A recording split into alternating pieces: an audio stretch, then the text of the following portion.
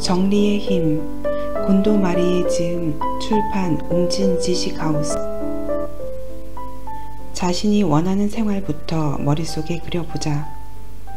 물건의 수납 장소를 생각하기 전에 먼저 버리는 것이 중요하지만 아무 생각 없이 무조건 물건을 버리는 것은 정리 차원에서 전혀 효과적이지 못하다. 누구나 애당초 정리를 하겠다고 생각하게 된 계기가 있을 것이다. 이 책을 읽게 된 데도 반드시 이유가 있을 것이다. 즉, 정리를 해서 무엇을 얻고 싶을까를 생각해 봐야 한다. 정리의 목적을 생각해야 하는 것이다. 물건을 버리기 전에 곰곰이 정리의 목적을 생각해 보자. 이는 달리 말하면 이상적인 생활을 생각해 보는 것이기도 하다. 이 단계를 건너뛰고 정리를 시작하면 정리의 진행 속도가 느려지는 것은 물론 원상복귀될 가능성이 높다. 깔끔한 공간에서 지내고 싶다거나 정리를 잘할 수 있으면 좋겠다는 생각만으로는 약하다. 좀 더 깊게 정리의 목적을 생각해 볼 필요가 있다. 이때 정리된 방에서 생활하는 자신의 모습을 떠올릴 수 있을 만큼 구체적으로 생각해 보는 것이 좋다. 어느 날 고객 S씨가 내게 상담하러 와서 이렇게 말했다. 나는 소녀 같은 생활을 하고 싶어요. 그러나 실제로 본 그녀의 방은 놀라울 정도로 지저분했다. 약 12제곱미터 크기의 방에는 붙박이장과 자그마한 크기의 선반 3개가 있었다. 이 정도면 수납 공간이 충분한 편인데도 주위가 온통 물건들로 가득했다. 수납 공간 역시 문이 제대로 닫히지 않을 정도로 물건들이 꽉 차 있고 대형 수납 박스에는 마치 채소와 고기 패티가 비어져 나온 햄버거처럼 물건들이 밖으로 나와 있었다. 돌출창의 레일에는 커튼이 필요 없을 정도로 옷들이 빽빽이 걸려 있고 침대 위에도 잡동사니가 들어있는 바구니며 서류가 든 종이 봉투로 어지럽게 덮여 있었다. S씨는 퇴근해서 집에 돌아오면 밤에는 침대 위에 물건을 바닥에 내려놓고 자고 아침에 일어나면 바닥에 물건을 다시 침대 위에 올려서 공간을 확보한다고 했다. 어떤 면에서 보면 직장 생활 중심의 성실한 생활을 하고 있다고 말할 수도 있겠지만 소녀의 생활과는 확실히 거리가 멀었다. 소녀 같은 생활을 하고 싶다고 했는데 구체적으로 어떤 생활이죠? 그러자 S씨는 잠시 생각하더니 이렇게 답했다. 퇴근해 집에 돌아오면 바닥에 아무것도 놓여 있지 않고 시야에 물건이 들어오지 않는 호텔 같은 깔끔한 방에서 생활하고 싶어요. 핑크색 커버가 씌워진 침대가 있으면 좋을 것 같아요. 하얀색의 앤티크한 램프를 켜고 샤워를 마친 후 아로마 향초를 켜고 클래식 음악을 들으면서 허브티를 마시는 모습을 떠올려 보곤 해요. 요가를 하고 편안한 마음으로 잠이 들 수 있는 그런 생활을 하고 싶어요. 정리하기 전에 이처럼 구체적으로 자신만의 이상적인 생활을 상상해 보는 것은 중요하다. 상상하기 어렵다거나 자신이 어떤 생활을 하고 싶은지 모를 경우에는 인테리어 잡지에서 느낌이 오는 사진을 찾아보거나 모델하우스를 보러 가는 것도 좋은 방법이다. 이런저런 집의 모습을 보면 자신의 취향을 알 수 있게 된다. 실제로 S씨는 정리 레슨을 마친 후 샤워를 끝내고 아로마 향초와 클래식 음악, 요가를 즐기는 평안한 생활을 하고 있다. 예전에 바닥이 보이지 않는 지옥 같은 방에서 빠져나와 드디어 소녀 같은 생활을 하게 된 것이다. 그러나 정리 후의 이상적인 생활을 상상해 보았다고 해서 다음 단계인 물건 버리기로 바로 진행하는 것은 이르다. 완벽한 한 번의 정리, 절대 리바운드 되지 않는 정리를 위해서라도 좀 더 정리에 대해 생각해 봐야 한다. 즉, 다음 단계에서는 자신이 왜 그런 생활을 하고 싶은가를 생각해 봐야 한다. 앞에 고객의 사례에서 열거한 이상적인 생활을 한번 떠올려 보자. 왜 잠을 자기 전에 아로마 향초를 켜고 싶을까? 왜 클래식 음악을 들으며 요가를 하고 싶을까? 잠을 자기 전에 긴장을 풀고 싶어서, 혹은 요가로 다이어트를 하고 싶어서 등의 이유일 것이다. 그러면 왜 잠을 자기 전에 긴장을 풀고 싶을까? 왜 다이어트를 하고 싶을까? 일에서 쌓인 피로를 풀고 싶어서 혹은 살을 빼서 예뻐지고 싶어서일 것이다. 이처럼 자신이 말한 답에 왜라는 질문을 최소한 3번, 가능하다면 5번 정도까지 반복해 보는 것이 좋다. 자신이 이상적이라고 생각하는 생활에 왜를 반복 질문해 나가면 단순한 결론에 이르게 된다. 결국 물건을 버리는 것이나 물건을 갖는 것은 전부 자신이 행복해지기 위해서라는 것이다. 지극히 당연한 이야기이지만 이를 다시 한번 스스로 생각하고 깨닫는 것이 중요하다. 왜 정리를 할까? 정리를 시작하기 전에 이처럼 자신의 이상적인 생활 방식을 생각해보자. 그리고 거기서 내린 답을 토대로 물건 버리기와 남기기 단계로 나아가면 된다. 완벽한 정리를 위한 2가지 원칙. 버리기와 자리 정하기. 완벽함을 목표로 하지 말고 조금씩 정리하세요. 하루 1개씩 정리하고 버리세요. 정리에 서투르고 게으른 사람의 마음을 어루만져주는 달콤한 말이다. 이런 말은 내가 정리에 대한 연구를 본격적으로 시작했을 때 정리에 관한 책들을 섭렵해 가던 중에 많이 접한 문장이다.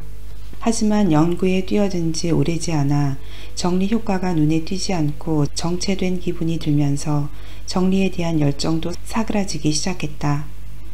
그렇게 슬슬 지쳐가던 중 나는 감쪽같이 완벽함을 포기하라는 덫에 걸려들고 말았다. 처음부터 완벽하게 정리하자는 생각에 마음이 무거워졌던 것이다. 나는 곧 이당초 완벽한 정리란 있을 수 없어. 확실히 책에 나와 있는 대로 하루 1개씩 정리하고 버리면 1년에 365개나 버릴 수 있다. 좋은 방법을 찾았다고 합리화하며 당장 하루 1개씩 정리하고 버리기를 실천했다. 매일 아침 일어나면 오늘은 무얼 버릴까 하며 방을 살폈다. 옷장을 들여다보고 이 티셔츠는 잘 입지 않아 하고 속으로 중얼거리며 티셔츠를 쓰레기 봉투에 넣었다. 다음 날은 책상 서랍 속을 뒤져 이 공책은 너무 유치해 하며 공책을 버렸다. 이 메모장도 더 이상 필요 없어 하고 그것을 쓰레기 봉투에 넣으려다 멈칫하고는 메모장은 내일 버리면 되겠다라는 생각으로 규칙을 지킨 적도 있었다. 그렇게 하루 1개씩 물건을 정리하다가 때로 오늘 버리는 것을 까맣게 잊어버려서 다음날 2개를 버린 적도 있었다. 하지만 그 정리법을 시작한 지 365일은커녕 고작 2주도 안 되어 그만둬 버렸다.